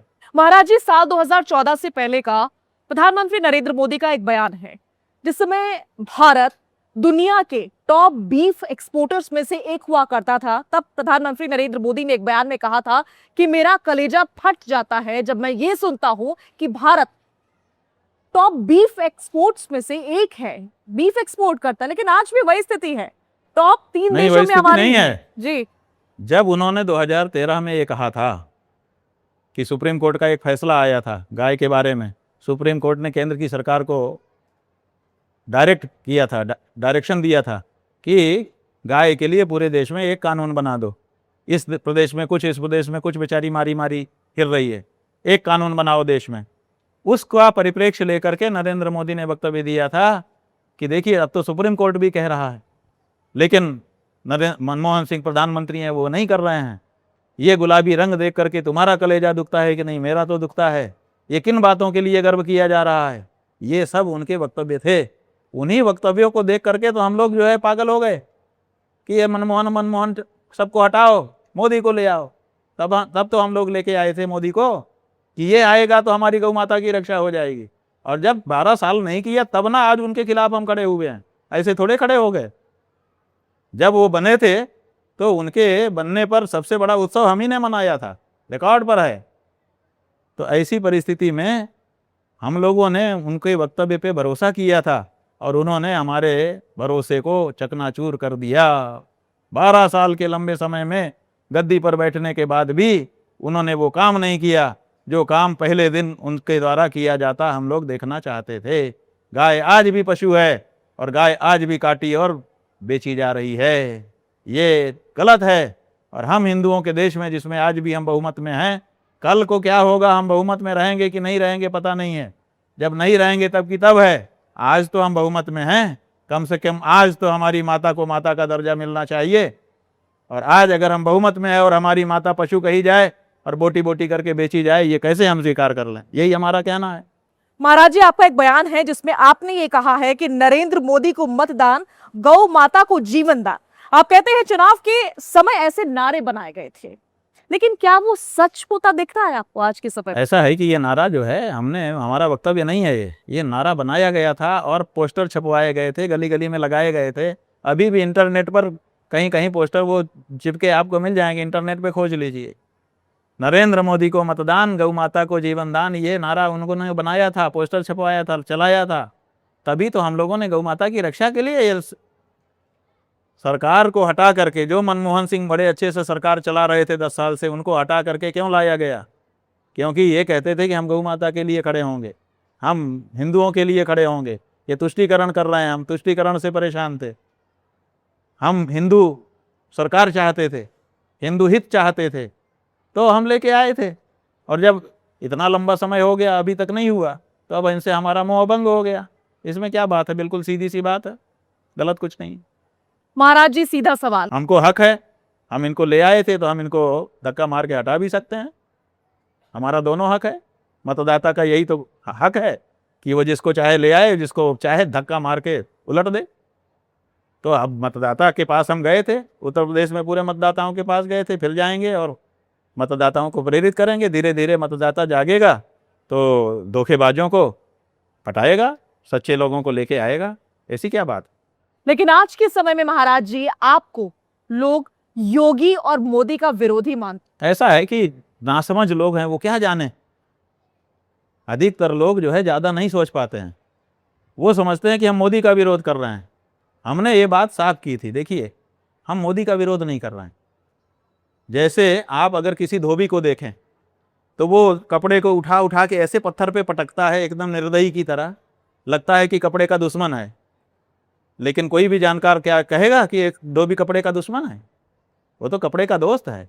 जो कपड़ा अपने अंग से निकाल के आप फेंक देते हो, वो धोबी ही है कि फिर से उसको अंग में पहनने के लिए आपको मजबूर कर देता है, उसको धोप मोच के अच्छा बना देता है। तो आप उसको पटकता देख करके सोचो कि ये उसका दुश्मन है, तो ये गलत है। ऐसे ही मोदी के बारे में हम जो बातें कह रहे हैं उसको सुन करके अगर आप ये अनुमान लगा ले कि हम मोदी के विरोधी हैं, तो ये गलत होगा। असल में हम ये चाहते हैं कि मोदी का लोक तो बन गया, इतने साल मुख्यमंत्री रहा, फिर लगातार प्रधानमंत्री हो गया, एक दिन का गैप नहीं हुआ, एक दिन भी बिना पद के नहीं रहा, ठाठ से रह रहा है, 8,000 करोड़ के विमान में घूम रहा है। कितना अच्छा उसका जीवन हो गया। आगे के लिए भी राष्ट्रपति के रिटायर होने का इंतजार कर रहा है ताकि राष्ट्रपति के पद पर नामांकन करके राष्ट्रपति बन जाए। और उसकी गोटी ऐसी सेट है कि हो भी सकता है कि ऐसा हो जाए। तो ये सब ठीक है, लेकिन कल को मरेगा तो। और हम हिंदू धर्म के गुरु हैं, हिंदू दर्शन को, हिंदू शास्त्र को पढ़ते हैं, और हमारे यहाँ ये बताया गया है कि जातक से ही ध्रुव मृत्यु हो, चाहे कोई हो। अपने आप को नॉन बायोलॉजिकल कह लेने से मृत्यु नहीं टलेगी, मृत्यु तो होगी, अवश्यंभावी है, तो मरेगा। और जब मरेगा तो यमराज के पास जाना पड़ेगा। और यमराज जो है वो ये नहीं देखते हैं कि किस पद से रिटायर होके आया है, वो ये देखते हैं कि इसके कर्म कैसे हैं। और जब देखेंगे कि इसने अपने कार्यकाल में इतनी गौ हत्या, इसने अपने कार्यकाल में इतने मंदिर तोड़े, इसने अपने कार्यकाल में ये धोखे किए, तो फिर तो नरक में भेज देंगे और लंबे समय नरक में जाएगा और पिटेगा। तो वो जो दृश्य होगा, आज से हम उसकी कल्पना करके सोचते हैं कि बेचारा इतने अच्छे पद पे रहा, कल को कहीं नरक में जाके पिटे ना। तो हम उनके अच्छे के लिए सोच रहे हैं कि बुरे के लिए सोच रहे हैं? उनका परलोक बनाना चाहते हैं। एक अच्छे धर्मगुरु की तरह से हम अपने जितने शिष्य हैं उन सब का परलोक भी सुधारना चाहते हैं, लोक के साथ परलोक सुधरे। तो अगर प्रधानमंत्री नरेंद्र मोदी, जिन्होंने हमारा चरण स्पर्श किया हुआ है, उनका परलोक सुधर जाए, इसके लिए अगर हम प्रयास कर रहे हैं और उनको थोड़ा कड़क बोल रहे हैं, तो इसका मतलब हम उनके द्रोही हैं। असल बात कही जाए तो शायद अगर कोई सही निर्णय करने वाला न्याय प्रिय व्यक्ति आएगा तो वो कहेगा कि इस संसार में अगर कोई नरेंद्र मोदी का सबसे बड़ा हितैषी था तो शायद वो हमारा ही नाम लेगा। क्योंकि सब लोग उनका फायदा उठा रहे हैं, उनसे पाप करवा रहे हैं और खुद जो है जीत जीत करके पदों पे बैठ रहे हैं। हम एक हैं कि उनके परलोक की चिंता कर रहे हैं, कोई उनके परलोक की चिंता नहीं कर रहा है। आज आखिरत का दिन तो सबका आता है ना बेटा, तो उनको इस बारे में क्या सोचना चाहिए कि नहीं सोचना चाहिए, ये बात है। तो इसलिए हम तो उनके हितैषी हैं। महाराज जी, आपको योगी आदित्यनाथ सनातनी क्यों नहीं लगते हैं? और बात आपने यह तो है कि उनको कलंकी सनातनी भी जो कहा है, सनातनी केवल कह देने से नहीं होगा कि आई एम सनातनी, गर्व से कहो हम हिंदू हैं, ऐसा कह देने से कुछ नहीं होता है। गर्व से कहो हम हिंदू हैं। अगर कोई अभी हम कह दें कि गर्व से हम कहते हैं, मैं गर्व से कहता हूं कि मैं हाथी हूं, हाथी हो गए हम? मैं गर्व से कहता हूं कि मैं हिरन हूं, हो गए भैया? नहीं हुए। तो गर्व से कहने से नहीं होगा, लेकिन अगर हमारे आचरण होंगे तो जैसे हमारे आचरण होंगे वैसे हम अपने आप हो जाएंगे। इसलिए हिंदू आचरण करके दिखाना पड़ेगा, केवल अपने आप को हिंदू कहने से आप हिंदू नहीं हो जाओगे। तो योगी आदित्यनाथ का आचरण जो है वो हिंदू धर्म से विपरीत है, इसीलिए हम उनको गैर हिंदू मानते हैं, हिंदू नहीं मानते। महाराज जी, बीते दिनों बंगाल में इलेक्शन हुए, बीजेपी के कई नेता मीट खाते हुए और तिलक लगाए हुए एक साथ नजर आए, ठहाके भी लगाए गए। लेकिन देखते हैं हम कि देश में सरकार तो सनातन के नाम पर बनी है। सवाल में मेरा यह है कि क्या सरकार सनातनी है? देखिए, बात यह है कि जो नेता गले में पीला फटका ओढ़ करके और माथे में त्रिपुंड और तिलक लगा के मछली खाते रिकॉर्ड किए गए थे और पूरे देश में उनका चित्र दिखाया गया, अगर वो लोग रोज हर समय वैसा ही फटका पहनते और वैसा ही तिलक लगाते तो हम मान जाते कि भाई हरदम ऐसे ही रहते हैं, तो मछली खाते में भी ऐसे ही थे। लेकिन गजब की बात है कि उनके बहुत सारे दूसरे वीडियो और चित्र देखे गए हैं जहां वो तिलक लगाए हुए नहीं होते हैं, पीला पटका ओढ़े हुए नहीं होते हैं। खास मछली खाने के लिए ही उन्होंने तिलक लगाया और पीला फटका ओढ़ा और तिलक लगा करके पटका ओढ़ करके तब हाथ में प्लेट ली और तब कैमरामैन को कहा कि अब शुरू करो। तो ये हमारे तिलक का और हमारे भगवा रंग के फटके का अपमान है कि आप मछली खाने के लिए उसको धारण करते हैं। ये तो पूजा पाठ के समय धारण नहीं, किया आपका जाने जवाब तो खबर की दिशा ही बदल दे रहा है। ये सनातन धर्म का अपमान है और ये लोग धर्म के नाम पर आते हैं और धर्म का ही अपमान करते हैं। इसलिए ये कोई सनातन धर्म की सरकार नहीं। सनातन धर्मियों को इनसे सावधान होने की जरूरत है। बड़े भ्रम में हैं सनातन धर्मी, सोचते हैं कि बहुत अच्छी सरकार हमको हमारी मिल गई है, लेकिन असल में सब काम इनके विपरीत ही सनातन धर्म के होते चले जा रहे हैं। महाराज जी, मुख्यमंत्री योगी आदित्यनाथ के साथ आपके मतभेद किन मुद्दों पर है? कुंभ के बाद तो ऐसा लगा मानो जंग ही छिड़ गई है। बात यह है कि हमने कोई जंग नहीं छेड़ी। हमने तो जो हमारे हृदय की पीड़ा थी उसको कहा और उसके बाद उन्होंने अपनी पुलिस लगा करके हमारे ब्रह्मचारियों को पिटवा दिया, हमारा अपमान किया। तब भी हमने अपने व्यक्तिगत कुछ नहीं कहा। हमने कहा भाई हम तो सन्यासी हैं, हमारा क्या मान क्या अपमान, लेकिन ये बच्चों का, ये सनातन धर्म के प्रतीकों का। लेकिन उन्होंने कोई कार्यवाही नहीं की, कोई जांच नहीं बैठाई, बल्कि विधानसभा में खड़े होकर के उन्होंने उल्टा ही वक्तव्य दिया। इससे पता चलता है कि उनके मन में खुन्नस है, हमारे मन में ऐसी कोई खुन्नस नहीं। आपने कहा था कि जनता ने उन्हें मुख्यमंत्री बनाया है, महंत नहीं। आशय क्या है इस बयान का? ऐसा है कि महंत जो है उनके रिश्तेदार थे, पूर्व महंत, रिश्तेदारी के कारण वो आ गए थे और पूरे उन्होंने रिश्तेदारी में इनको महंत बना दिया, बन गए। जनता ने थोड़े बनाया, मुख्यमंत्री जनता ने बनाया। तो हमने दोनों बातें जो हैं तथ्य हैं उसको कह दिया, ये तो तथ्य है ना। आपने गौ माता के लिए 81 दिनों की यात्रा की, और भी यात्राएं की हैं, लेकिन ये यात्रा चर्चा का विषय रही। क्या इसकी जरूरत भी थी जब सनातन के नाम पर ही देश बड़ी में सरकार जरूरत है? है। देखिए, हम हिंदू होकर के बैठे हुए हैं और हमारा ही वोट लेकर के हमारी ही माँ को पशु कहा जा रहा है, हमारी ही माँ को काट काट करके बोटी बोटी करके डॉलर के लिए बेचा जा रहा है। आखिर कितने दिन तक इसको हम सहें? 78 साल से इस नेता पे, इस पार्टी पे भरोसा करते हुए हम चले आए, कभी इनको आजमाया कभी उनको आजमाया, तो आखिर किसी दिन तो हमारा धैर्य खत्म होगा। तो इसलिए मतदाताओं से सीधे संवाद करके गौ माता की रक्षा के लिए उनको प्रेरित करना वक्त की ज़रूरत है, हिंदू धर्म की आवश्यकता है।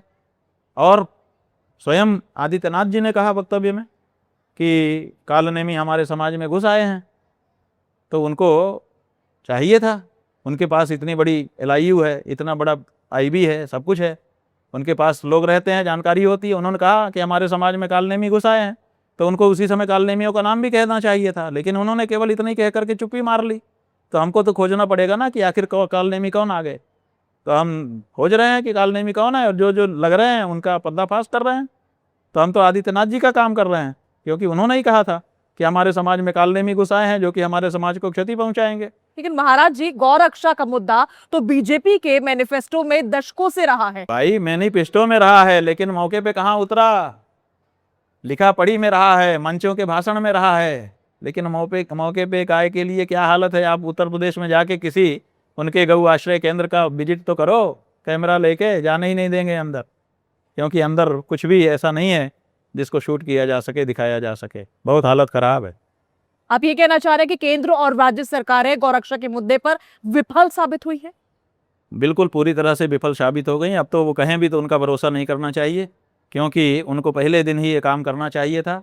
लेकिन 12 साल 3 टर्म केंद्र में और 9 साल उत्तर प्रदेश में, और बाकी दूसरे प्रदेशों में भी इसी तरह से कहीं 15 साल, कहीं 12 साल, कहीं 20 साल, कहीं 25 साल रहने के बाद भी आज भी अगर उनके सरकार के कागज पत्तर में गाय पशु ही है, इसका मतलब है कि इन्होंने हिंदुओं को बहुत बड़ा धोखा दिया है।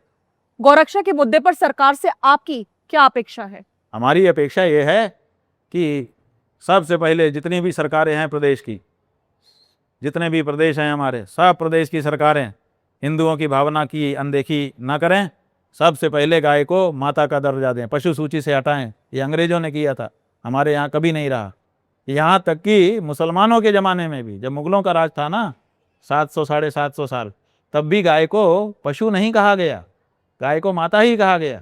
ये अंग्रेजों के समय में पशु कहा गया, और अंग्रेजों के भगा दिए जाने के बाद आज तक उसमें सुधार नहीं किया जा रहा है। तो सबसे पहला काम तो ये करें सरकारें, और विशेष करके ये बीजेपी सरकारें, क्योंकि ये अपने आप को हिंदू सरकार कहती हैं, इसलिए इनकी जिम्मेदारी और सरकारों से ज़्यादा है। इसलिए 22 राज्यों की सरकारें सबसे पहले गाय को पशु सूची से हटा करके माता घोषित करें, पहला काम इनका है। तब तो हम इनका कुछ भरोसा करें, और नहीं तो इनके विरुद्ध खड़े होने के लिए हम तैयार हैं। मैं यही पूछना चाह रही थी कि अगर सरकारें आपकी मांग नहीं मानती हैं तो आपका अगला कदम क्या होगा? नहीं मानती हैं तो हमने कह दिया है, हम कोई छुपा करके कोई बात नहीं करते हैं। राजनीतिज्ञों की तरह से मौके पे बोलेंगे ऐसा नहीं है, हम तो जिस समय जो बात सच रहती है बोल ही देते हैं पूछे जाने पर। तो हमने कोई छिपाया नहीं है, हमने कहा है कि ये देश सनातनियों का है, इसलिए इस देश में सनातनी राजनीति होनी चाहिए। तो वो सनातनी राजनीति होगी, सनातन की राजनीति करने वाले लोग आगे आएंगे और हम लोग उनको वोट देंगे, और उनसे फिर मांग नहीं करनी पड़ेगी, क्योंकि वो स्वयं सनातनी विचारधारा के होंगे। इसलिए सत्ता में आते ही बिना मांगे जनता के वो सबसे पहले पशु सूची से हटा करके हमारी माता को गौ माता का दर्जा, राज्य माता का दर्जा देंगे। महाराज जी, विश्लेषक कह रहे हैं कि इन दिनों जो आपकी यात्राएं चल रही हैं वो बीजेपी के कोर एजेंडे को चुनौती दे रही हैं सीधा सीधा। अरे भाई, सनातनियों का जो भाव है हम उसको रख रहे हैं। हम बीजेपी के गुरु नहीं हैं, हम सनातनियों के गुरु हैं। बोलो भाई, आप लोग इतने लोग यहाँ पर बैठे हो, हम गाय को पशु कहने के लिए काम करें कि माता कहने के लिए? ये देखो, हमारी सनातनी जनता है, हम सनातनी जनता की बात को उठाएंगे। सनातनी जनता कह दे कि हम पशु मांगे, हम चुप हो जाएंगे आज, लेकिन कोई नहीं बोलता है। हम उत्तर प्रदेश में गए, लाखों लोग, हमसे 18 लाख लोग के करीब मिले पूरे 81 दिन में, लेकिन हमने सब जगह पूछा कि बोलो गाय को पशु कहते हो कि माता, और हमने प्रस्ताव भी दिया, आज हमने यहाँ भी दिया कि आप लोग मान लीजिए पशु, लेकिन कोई नहीं हाथ उठाया। तो जब देश की जनता कहती है कि हम सनातनी हैं और गाय को माता मानेंगे, तो हम सनातनियों के गुरु हैं, हम सनातनियों की भावना को अभिव्यक्ति देंगे। हम कोई बीजेपी के सदस्य हैं क्या, कि हम किसी और पार्टी के सदस्य हैं कि उनकी पार्टी के अनुसार बोलेंगे? हम तो सत्य सनातन धर्म के अनुसार, वेद और शास्त्र के अनुसार बोलते हैं और बोलते रहेंगे। भविष्य में अगर योगी आदित्यनाथ ना सही, अखिलेश यादव, राहुल गांधी किसी और की सरकार बन जाती है, तो क्या तब भी आप इसी मुखरता के साथ इस मुद्दे को उठाएंगे? ऐसा है शब्दों कि के बार यूं ही चलाएंगे? ऐसा है कि ये प्रश्न इसलिए नहीं बनता है कि अगर हमने ये न किया हो तो आप पूछिए। हमने कांग्रेस के समय में इससे भी ज़्यादा मुखर होकर के आंदोलन किए हैं, हमने समाजवादी के समय में इससे भी ज़्यादा मुखर होकर के आंदोलन किए हैं, हमने बसपा के मायावती के कार्यकाल में भी इससे मुखर होकर के आंदोलन किए हैं और बीजेपी के समय में भी कर रहे हैं। इसलिए देश की कोई ऐसी पार्टी नहीं है जो इस बीच में हमारे जीवन काल में सत्ता में रही हो और हमने खरी खरी उसको ना सुनाई हो और अपनी बात ना कही हो। अगर ना कही हो तब पूछिए, जब हम कह चुके हैं तो आप काहे को पूछ रही हैं? महाराज जी, आपको क्या लगता है कि बीजेपी ने हिंदुत्व को मजबूत किया है?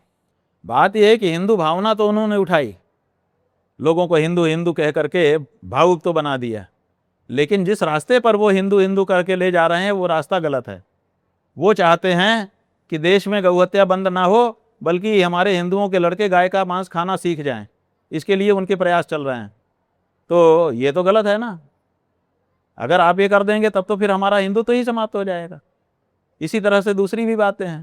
तो वो हिंदू हिंदू कह के उन्होंने हिंदुओं की भावना तो निश्चित रूप से उभारी, हिंदू ध्रुवीकरण तो किया, हम मानते हैं, लेकिन उनको जिस दिशा में वो लेके जा रहे हैं, अगर इनको नहीं रोका गया तो हिंदू धर्म समाप्त होने के कगार पे आ जाएगा। इसलिए एक हिंदू धर्म के गुरु होने के नाते दूर दृष्टि रख करके हमको कड़क होकर के खड़ा होना पड़ रहा है और जनता के बीच में, सनातनी जनता के बीच में उसी तरह से जाना पड़ रहा है जिस तरह से कभी हमारे आदि शंकराचार्य जी गए थे।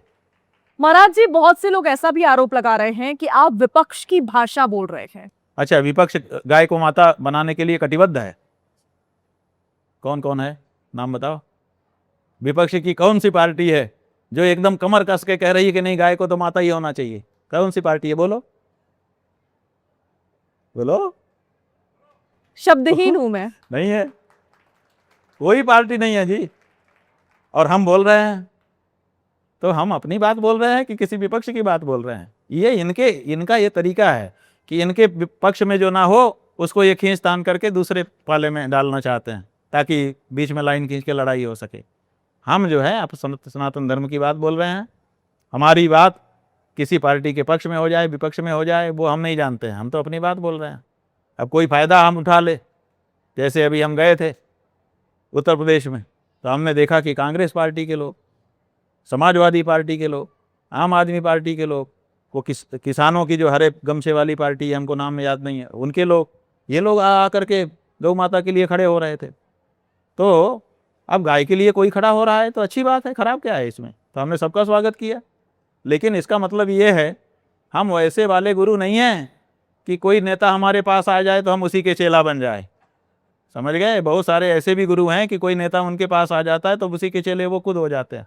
अभी हमने परसों देखा, कल अयोध्या में चंपत राय गए हैं एक महात्मा से मिलने के लिए, और महात्मा जी खुद उनका तिलक कर रहे हैं। वो चंपत राय जाके महात्मा जी का तिलक नहीं कर रहा है, महात्मा जी खुद आसन से खड़े होकर उनका तिलक कर रहे हैं, और जब वो बाहर निकल रहे हैं तो चंपत राय के पीछे पीछे चल रहे हैं, और नाम है जगत गुरु। ऐसे जगत गुरु अभी मुक्तेश्वरानंद नहीं है। अभी मुक्तेश्वरानंद आदि शंकराचार्य की परंपरा के गुरु हैं, जिन्होंने सुधन्वा सार्वभौम को अपने चरणों का सेवक बनाया था, आज्ञा पालक बनाया था। इसलिए हम उसी तरह से आगे बढ़ेंगे और जो सत्य सनातन धर्म की बात होगी वो कहेंगे। आप, ये बहुत छोटा विचार होगा अगर आप सबके द्वारा ये पूछा जाए कि आप किसी पार्टी के मोहरे बन रहे हैं। क्या कोई शंकराचार्य किसी पार्टी का मोहरा हो सकता है? अरे जब हम बीजेपी के, जिसकी डबल ट्रिपल और उससे भी ज़्यादा की सरकारें हैं, जब उसके मोहरे नहीं बन रहे हैं तो टुटपुंजिया पार्टियों के मोहरे बन जाएंगे? कैसा विचार है आपका? ये सत्य सनातन धर्म है जिसके बल से हम गरज रहे हैं। हमारे वेदों का, हमारे शास्त्रों का, हमारे पुराणों का और हमारे चरित्र का बल है, हमारे गुरुओं का दिया आशीर्वाद है कि हम ये सब बोल पा रहे हैं, नहीं तो हम भी ना बोल पाते। महाराज जी, चंपत राय का आपने जिक्र किया, परमहंस दास से वो मुलाकात करने गए थे, लेकिन वहां पर कुछ और भी दिखा और ट्विटर पे कुछ और चला। ट्विटर पे ये चला कि इनकी ठाठ देखो, इनकी बात देखो, इनका तरीका देखो कि आज 2 महीने बाद, चंदा चोरी के बाद से इन्होंने इस्तीफा दिया, तब से अब नजर आ रहे हैं, लेकिन चेहरे पर अफसोस नहीं है, माथे पर शिकन नहीं है, कोई गम नहीं है। अब ये सब विश्लेषण आप लोग करो, चंपत राय का विश्लेषण हम नहीं करेंगे। हमने वो जो अपने आप को साधु महात्मा कहते हैं उनका विश्लेषण कर दिया। वो दृश्य हमको अच्छा नहीं लगा। चंपत राय गए थे, अगर वो उनके चरणों में प्रणाम करते तो हमको अच्छा लगता, मर्यादा बची रहती। लेकिन जिस तरह से उन्होंने खुद खड़े होकर के चंपत राय को तिलक लगाया और चंपत राय के पीछे पीछे चले, इससे साधु का वेश मर्यादा कलंकित होती है, उसकी अवमानना होती है, हेठी होती है। ये देख करके हमको जो पीड़ा थी वो हमने प्रसंगवश बोल दिया। बाकी उसके विषय में चंपत राय के चरित्र का विश्लेषण करने का हमारे पास कहाँ समय है। महाराज जी, क्या चंदा चोरी होने के बाद से जिस तरह से ये मुद्दा उठा और करोड़ों हिंदुओं की भावनाओं का अपमान हुआ, उनके साथ खिलवाड़ हुआ, लोग परेशान हैं, आज भी सवाल पूछते रह गए कि भाई मैंने चांदी की ईंटें दी थी, मैंने मूर्ति दी थी, वो कहाँ गई? जवाब तो मिल नहीं पाए। क्या बीजेपी को डेंट लगेगा? ऐसा है कि उत्तर प्रदेश की विधानसभा में विधानसभा अध्यक्ष के पद पर जो बैठा है महाना, वो कह रहा है कि रसीद दिखाओ, अगर रसीद दिखाओगे तब हम तुम्हारे सवाल का जवाब देंगे। आपने चंदा दिया, इसकी रसीद दिखाओ। बताइए, अब जिसके पास रसीद होगी उसको जवाब मिलेगा और बाकी को जवाब ही नहीं मिलेगा। ऐसी ऐसी परिभाषाएं इन लोगों ने गढ़ ली हैं। हिंदुओं के मन में इस बात की बड़ी पीड़ा है और जब मौका आएगा निश्चित रूप से ये पीड़ा मतदान में भी परिलक्षित होगी। महाराज जी, क्या इस बार आप विपक्ष का साथ देने वाले हैं? चुनाव नजदीक ऐसा है कि हमारा कोई विपक्ष नहीं है। विपक्ष जो है राजनीतिक पार्टी का होता है, जो सत्तारूढ़ दल होता है ना, उसका विपक्ष होता है। आप लोग बिल्कुल दिमाग साफ करके बात किया करिए।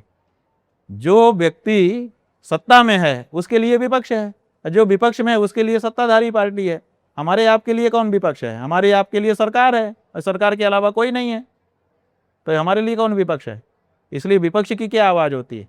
हम तो सनातनी जनता की आवाज़ हैं और सनातनी जनता की आवाज़ के अनुसार बोलते रहेंगे। क्या कुंभ में हुई घटना की अब भी कोई नाराजगी है? ऐसा है कि हर व्यक्ति के मन में उसकी पीड़ा है।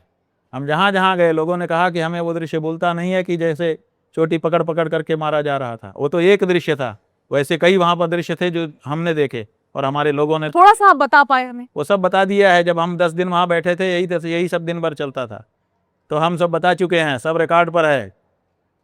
जो सनातन धर्म के प्रतीकों का अपमान आदित्यनाथ योगी जी की सरकार में इनके द्वारा किया गया, वैसा देश के इतिहास में किसी भी सरकार के समय में अभी तक नहीं हुआ है, ये जान लीजिए।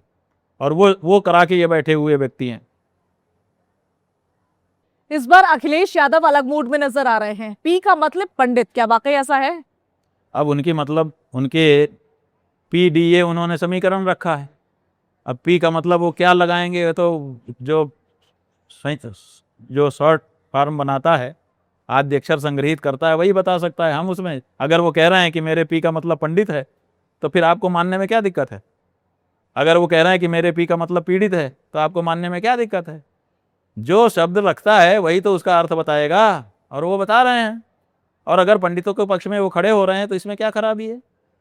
पंडितों को जब आप चुन चुन करके मार रहे हो, पंडितों को जब चुन चुन करके परेशान कर रहे हो, केवल पंडित होने के कारण, जब जो पंडित विधायक हैं जब वो बैठक करते हैं उस पर भी आप रोक लगा देते हो कि पंडित विधायक एक साथ बैठक नहीं कर सकते। बाकी हर जाति के विधायक अपनी जाति के विधायकों के साथ बैठक कर सकते हैं, पंडित नहीं कर सकता। जब इतनी बड़ी तानाशाही पंडितों के ऊपर आप लगा दोगे तो पंडित पीड़ित नहीं हो जाएगा? तो पंडित जो है पीड़ित हो गया और पीड़ितों के साथ वो खड़े हैं, ऐसा वो कह रहे हैं। तो जो उनकी परिभाषा है वो बता रहे हैं और पंडित लोग उनके साथ जा रहे हैं, तो इसमें क्या खराबी है? जाना ही चाहिए। जो हमारे साथ खड़ा हो वही तो हमारा है। आपकी नजर में अब तक के उत्तर प्रदेश के सबसे बेहतरीन मुख्यमंत्री कौन? ऐसा है कि कौन मुख्यमंत्री है, कौन नहीं है, किसका कार्यकाल क्या है, क्या नहीं है, ये विश्लेषण हम नहीं करते, हमारा काम नहीं है। लेकिन हम ये कहना चाहेंगे कि अभी तक जितने भी मुख्यमंत्री उत्तर प्रदेश में हुए हैं, कोई भी ऐसा सच्चा हिंदू नहीं था कि उसके सामने फाइल आती, पशु सूची में गाय माता का नाम देखता तो कहता अपने अधिकारियों की, करिए भाई ये कैसे पशुओं की सूची में मेरी माँ का नाम क्यों रखा है, इसको जरा हटवाओ, बैठक करो, ये करो, वो करो। ऐसा अभी तक कोई मुख्यमंत्री नहीं हुआ। ये हमारे लिए दुर्भाग्य की बात। इसलिए हम तो चाहेंगे कि ऐसा कोई मुख्यमंत्री हो जो कम से कम गौ माता के बारे में इस तरह की संवेदना रखता। महाराज जी, कुछ पत्रकार आजकल देखे जा रहे हैं जो आपको अखिलेश यादव या डिंपल यादव से मुलाकात करते देखते हैं तो कुछ और कहने लगते हैं, कई अलग तरह के आरोप लगाने लगते हैं, कुछ तो आपको सफाई ही कह देते हैं, कई लांछन भी लगा देते हैं और कई आकर आपके मंच पर हंगामा भी खड़ा कर देते हैं। उनके लिए क्या कहेंगे आप? ऐसा है कि वो जो पत्रकार आया था ना, हंगामा खड़ा किया, वो पहले ही हमसे मिल गया था। अब बोला कि मेरा पहला टेलीकास्ट है, हंगामेदार हो जाएगा तो मेरा टीआरपी बढ़ेगी। तो उसकी टीआरपी बढ़ रही है, हम काहे को परेशान हो। वो जो है पत्रकार, वो चाहता था कि हमारी टीआरपी बढ़े, तो बेचारा बढ़ा रहा है। हम क्या दे सकते हैं? हम कोई रुपया पैसा तो दे नहीं सकते। हम तो आपको टीआरपी ही बढ़वा देंगे, आपकी अगर इच्छा होगी तो वो चाहता था, उसने हमसे इच्छा व्यक्त की थी, कहा था, रिकॉर्डिंग में भी होगा शायद। उसने जब आके बैठा तो कहा, हमने पूछा तुम्हारा नाम क्या है, हम तो जानते नहीं थे, तो उसने बताया हमारा ये नाम है। हमने कहा किस संस्था के लिए कर रहे हो? तो थोड़ा गड़बड़ भी था आदमी, उसने 2 संस्था का नाम बताया और किया एक में, इसका मतलब कि एक गलत बताया था। और फिर वो जानबूझ करके हमसे बोला कि थोड़ा हंगामेदार हम करना चाहते हैं, हंगामेदार होगी आज की। हमने कहा चलो ठीक है, हंगामेदार हो जाए ताकि तुम्हारा भी फ़ायदा हो जाए। पहली बार पॉडकास्ट कर रहे हैं, इसके पहले अभी हमारा चैनल में कुछ हुआ नहीं है। और बाद में हमको दिखाया लड़कों ने कि वो दिखा रहा है कि देखो इतने घंटे में इतने, इतने घंटे में इतने, इतने घंटे में इतने, इस प्लेटफॉर्म पर इतने। इसका मतलब है कि वो खुश है। हम किसी को खुश कर सके तो इससे बढ़िया हमारे लिए और क्या होगा। हमें तो कोई खुशी है। हमारी बदनामी वो करने की कोशिश करे, कर नहीं सकता। एक बात हम आपको बता दें, सूरज के ऊपर कोई थूकने के लिए ऐसे मुंह करे, थूके तो थूक अपने उसके मुंह पे ही आएगी। इतनी गालियां पड़ रही हैं उसको, जिस तरह से उसने हमारे नाम को बिगाड़ करके लिखा है और जिस तरह से हमारी बातों को घुमा फिरा करके गलत सिद्ध करने की कोशिश कर रहा है, उसके कारण खूब गाली खा रहा है बेचारा। लेकिन उसको इसी बात की खुशी है कि गाली ही सही, टीआरपी तो बढ़ रही है, तो ठीक है, हमें क्या दिक्कत। तो महाराज जी क्या समझा जाए, इस बार उत्तर प्रदेश में अखिलेश सरकार आपकी तरफ से? ऐसा है कि हमारी ओर से हमने कहा है कि इस बार मतदाताओं को हमने संकल्प कराया है कि आपको गौ माता की रक्षा के लिए वोट देना है। आपने बिजली, पानी, सड़क, जाने किन किन मुद्दों पे खूब वोट किया। इस बार गौ माता की रक्षा के लिए वोट देने की इच्छा हमारी है, आप लोग क्या कहते हैं? तो जितने लोग हमारे सामने आए, सबने कहा कि हम गौ माता की रक्षा के लिए वोट करेंगे। तो मतलब 18 लाख लोग हमसे मिले, जैसा हमारे साथ के गिनने वालों ने बताया। तो 18 लाख लोगों ने तो ये संकल्प ले लिया, 18 लाख वोट तो गौ माता के लिए हो गए। अब इन वोटों को जो चाहता होगा, और अभी और बढ़ेंगे, क्योंकि अभी तो हम और भी यात्रा करेंगे, अभी तो हम और प्रयास करेंगे, तो ये वोट और बढ़ेंगे। इन गौ माता के वोटों को जो पार्टी चाहती होगी वो घोषणा करेगी और शपथ पत्र भरेगी। तो हम देखेंगे कि इसके बल कितना है कहने में। अगर सही बल लगेगा तो वो वोट ले जाएगा, और नहीं तो गौ माता की रक्षा के लिए नए ही लोग जो राजनीति से सरोकार सीधा नहीं रखते हैं, गौ माता से और सनातन धर्म से सरोकार रखते हैं, 403 विधानसभा में वो लोग खड़े होंगे और वो लोग सत्य सनातन धर्म मानने वालों का वोट प्राप्त करेंगे। हम चाहते हैं कि सरकार किसकी बनेगी नहीं बनेगी इसमें हम नहीं जाना चाहते। हम ये चाहते हैं कि पता चले कि उत्तर प्रदेश में इतने लोग गौ माता की रक्षा चाहते हैं, गौ माता को माता कहलवाना चाहते हैं, कम से कम उनका गिनती तो हो जाए। तो इसलिए हमारे लोग खड़े होंगे, ऐसी क्या बात है। हम जो है, कोई नेता हमारे पास आ जाए इतने से प्रभावित नहीं होने वाले हैं। हम आपको साफ बता दें, चाहे कोई हो, हम जब हमारे सिद्धांत के समर्थन में वो खड़ा होगा दृढ़ता के साथ, तब उसको अपना मानेंगे, और नहीं तो व्यवहार तो सबसे होता है, आप आए आपका स्वागत है, आगत का स्वागत, जो आएगा उसका स्वागत है, धक्का मार के भगा थोड़े देंगे। लेकिन इन दिनों अखिलेश यादव सुदामा और कृष्ण का उदाहरण देकर ब्राह्मणों को अपने साथ जोड़ने नहीं, की सुदामा कोशिश कर कृष्ण रहे का हैं। उदाहरण गलत क्या है बताओ। सुदामा कृष्ण की मित्रता थी कि नहीं थी? जब सुदामा जी वहां गए थे, सुदामा ब्राह्मण थे कि नहीं थे? और श्री कृष्ण यादव कुल में उत्पन्न हुए थे कि नहीं? हे कृष्ण, हे यादव, हे सखेती। अर्जुन ने गीता में कहा कि हमने आपको यादव कहा है, मित्र कहा है, कृष्ण कह के नाम लेके सीधे पुकार दिया है, क्षमा करिए। तो यादव थे कि नहीं? तो जब कृष्ण यादव थे और सुदामा ब्राह्मण थे और दोनों की मित्रता थी, और जब सुदामा जी उनसे मिलने के लिए गए तो दौड़ करके कृष्ण आए और अपना सिंहासन छोड़ करके अपने सिंहासन पे सुदामा को बैठा करके नीचे बैठ करके, पानी परात को हाथ छुयो नहीं, नयनन के जल सो पग धोयो। अगर ये प्रेम उन्होंने ब्राह्मणों के प्रति दिखाया, और आज का कोई यादव जिसको इस बात का अभिमान है कि मैं भी श्री कृष्ण का वंशज हूँ, और अगर वो ब्राह्मण का वही सम्मान करना चाहता है, तो इसमें गलत क्या है? ये तो हमारी परंपरा है। अच्छा होगा कि ये आदर्श अपने समय में अखिलेश यादव दिखा दें। खुशी की बात है, इससे भारतीय संस्कृति और आगे बढ़ेगी।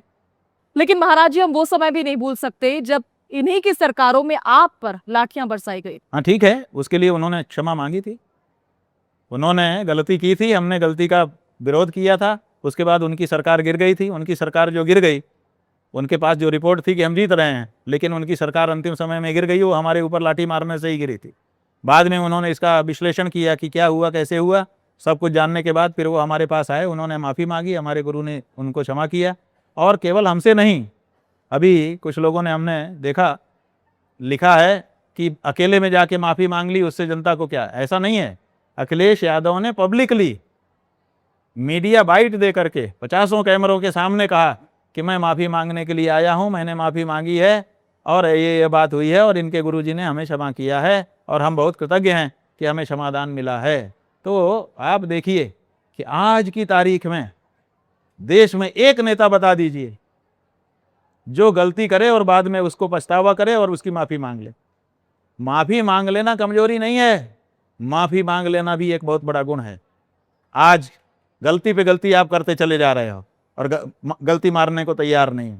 जो सीधी सीधी गलतियां आपकी हैं, जनता पकड़ करके बैठी हुई है, उसके लिए भी आप माफ़ी मांगने को तैयार नहीं हो। और उस व्यक्ति ने, जबकि वो हार चुका था, मामला खत्म हो चुका था, जो होना था वो तो हो ही चुका था, उसके बाद भी उस व्यक्ति ने जा करके अपनी गलती को सुधारा, तो इसके लिए उसकी प्रशंसा की जानी चाहिए। और ये जो स्पिरिट है कि अगर हमसे गलती होगी तो हम उस गलती को सुधारेंगे, इस स्पिरिट को बाकी देश के नेताओं को भी अखिलेश यादव से सीख करके अपनाना चाहिए। इससे उनका यश बढ़ेगा, घटेगा नहीं।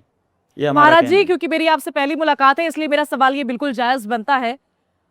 आपके जीवन में बहुत सी घटनाएं हुई हैं, लेकिन एक घटना जो बार बार सवाल उठते हैं इस पर कि आपके शंकराचार्य पद को लेकर के कई लोग चुनौती देते हैं, सवाल उठाते हैं, इस पर आप क्या कहना चाहेंगे? नहीं, ऐसा है कि चुनौती देने का लोकस होना चाहिए। जो लोग सवाल उठाते हैं उनका लोकस क्या है, पहले तो ये देखना चाहिए, क्या उनको ये सवाल उठाने का हक है कि नहीं है।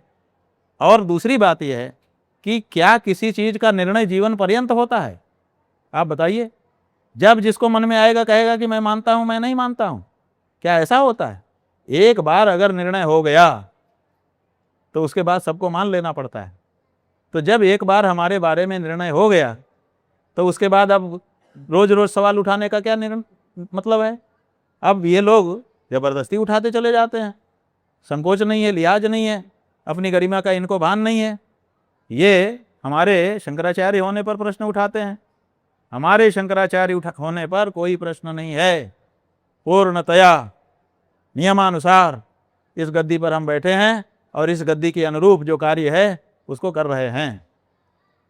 वही लोग प्रश्न उठाते हैं जिनको अधर्म करना है, धर्म के नाम पर दतिंग करना है, तो वो उनके हमारे आ रहे हैं, उनको करने नहीं दे रहे हैं। इसीलिए ये शंकराचार्य नहीं है। अरे शंकराचार्य नहीं है ऐसा कह देने से क्या हो जाएगा तुमको?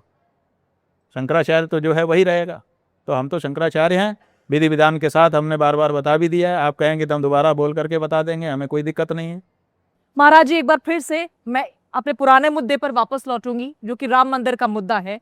राम मंदिर चंदा चोरी विवाद पर अभी इस समय जांच चल रही है, और इस जांच का आप भविष्य क्या देखते हैं? इस जांच का कोई भविष्य नहीं है, ये लीपापोती है। और लीपापोती के रूप में आगे चल करके एक तो अलबत्ता इसका कुछ भी निर्णय आएगा नहीं, और अगर आया भी तो लीपापोती जैसा ही होगा।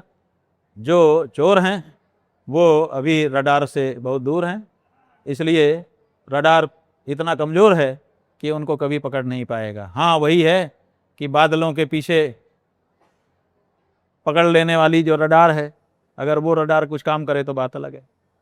क्या राम भक्त इस धोखे को माफ कर पाएगा? राम भक्त, असली राम भक्त होगा तो कभी नहीं माफ करेगा, और नकली राम भक्त होगा तो उसके बारे में हम कुछ कह नहीं सकते। वंचक भगत कहाई राम के, कंचन किंकन कोह काम के। तो बहुत सारे वंचक भगत है राम के, वंचक भक्तों की बात हम नहीं कर रहे हैं, लेकिन जो असली राम भक्त होगा वो अपने भगवान के खजाने की चोरी को कभी माफ नहीं करेगा। बीते दिनों में अयोध्या गई थी महाराज जी, और अयोध्या में रौनक नहीं थी। जहां 2-2 घंटे राम मंदिर में अंदर जाने में, दर्शन करने के लिए लगा करते थे, वो एकदम सूना पड़ा था। हमारे पास तस्वीरें हैं, लोग बोल नहीं रहे हैं, सड़कें खाली पड़ी हैं, सूनी पड़ी हैं। श्रद्धालु नहीं पहुंच रहे हैं, पर्यटक नहीं पहुंच रहे हैं, कब लौटेगा विश्वास? आखिर इतना बड़ा प्रकरण हो गया, ये विश्वास कैसे लौटेगा आप बताइए? विश्वास बहाली के लिए किया क्या जा रहा है? विश्वास बहाली के लिए अगर कुछ उपाय किए जा रहे हों तो ये सब हो सकता है, ऐसा तो कुछ हो नहीं रहा। देखिए, सच बात यह है कि चोरी होनी नहीं चाहिए थी, हो भी गई थी तो तत्काल चोरों को पकड़ करके दंडित किया जाना चाहिए था और परिसर को स्पष्ट किया जाना चाहिए था। चोरों को भी बाद में दंड किया जाना जरूरी था, पहले तो परिसर की स्वच्छता जरूरी थी। तो जब ये ट्रस्ट भ्रष्ट हो गया तो इस ट्रस्ट को बदल दिया जाना चाहिए था, लेकिन अभी तक ट्रस्ट को बनाए रखा गया है। भ्रष्ट ट्रस्ट को जब बनाया रखा गया है, जब बताइए भगवान के खजाने में चोरी हुई और खजांची जो है वो प्रेस कॉन्फ्रेंस कर रहा है और उसको लाइव किया जा रहा है, महिमा मंडित किया जा रहा है, तो इससे कहाँ से विश्वास बहाली होगी? लोगों को साफ समझ में आ रहा है कि चोर जो हैं वो गद्दियों पे आज भी बैठे हैं और आनंद से काम कर रहा है। एक संदेश जो आप देश के करोड़ों हिंदुस्तानियों को, हिंदुओं को, राम भक्तों को देना चाहते? हम यही संदेश देना चाहेंगे कि देखो, धार्मिक बनो, क्योंकि धर्म से ऊंचाई उठता है। अधर्म और धर्म की खासियत क्या है? अधर्म और धर्म की खासियत यह है कि अधर्म हमको नीचा गिराता है और धर्म हमको ऊंचा उठाता है, आत्मिक रूप से मोरल हमारा हाई करता है। तो ऐसी परिस्थिति में अगर ऊंचा उठना चाहते हो तो धर्म को अपनाओ, एक बात। दूसरे, धर्म की शिक्षा राजनीतिज्ञों से मत लो, धर्म की शिक्षा जो आपके प्रामाणिक धर्माचार्य हैं उनसे प्राप्त करो। अगर राजनीतिज्ञों से धर्म की शिक्षा लोगे तो वो नकली शिक्षा दे करके आपका लोक परलोक दोनों खराब करेंगे। धन्यवाद हम महाराज। ये कहना चाहेंगे कि रामचरितमानस पढ़ो, रामायण पढ़ो। रामायण में 2 चरित्र आपको मिलेंगे, एक सीता का और एक हनुमान का। सीता का चरित्र यह है कि उनके सामने रावण जो राक्षस था वो साधु का वेश बना के आया और उन्होंने भेष देख करके भरोसा कर लिया, तो उनकी पूरी जिंदगी नरक हो गई, कष्टमय हो गई। और हनुमान जी के सामने एक राक्षस था कालनेमी, वो भी साधु का वेश बना के आया, लेकिन उन्होंने केवल भेष देख करके भरोसा नहीं किया, उसके आचरण की भी परीक्षा की। और जब आचरण देख करके उनको समझ में आया कि असली साधु नहीं है, नकली है, तो उठा के पटक दिया। तो इसलिए देश की जनता को, सनातनियों को हम कहना चाहेंगे कि इस मामले में आप सीता मत बनो, हनुमान बनो। नकली साधु मिल जाए तो उठा के पटक दो। सीधी बात। धन्यवाद महाराज जी, हमसे बातचीत करने के लिए, इतना समय देने के लिए। ठीक है जी, धन्यवाद आप। नारायण।